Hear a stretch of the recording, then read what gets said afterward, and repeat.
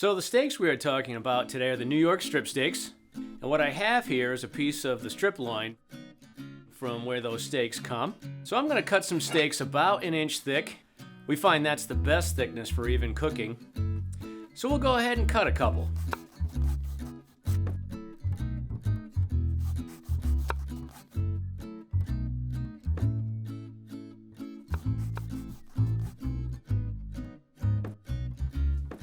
New York strip steaks. Get a hot pan going here with some olive oil. You can tell your pan is hot when it smokes. So we've got the signature New York strip steaks, lightly seasoned with just salt, going into a high heat pan. So you don't want to move your steak, you just want to let it create that beautiful crust. That's what will help caramelize and get that beautiful umami flavor. You can just rock your pan back and forth to move the oil, but don't touch the meat.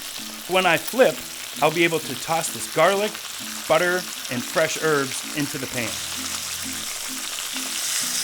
You want to use fresh herbs in this application. You don't want to use dried herbs. So as long as you use enough butter, you're not going to burn the butter, and it's just going to foam, and you can start basting your foam over the seared meat. We'll let this rest for a good 5 minutes to let all the juices come back into the meat. So we pepper after, because pepper tends to burn on the sear. That's why I only add salt and no other seasoning. You can always add seasoning afterward, like our signature butter garlic or just right. Source local from Moody's and cook it right with Chefski. Stay hungry, mychefski.com.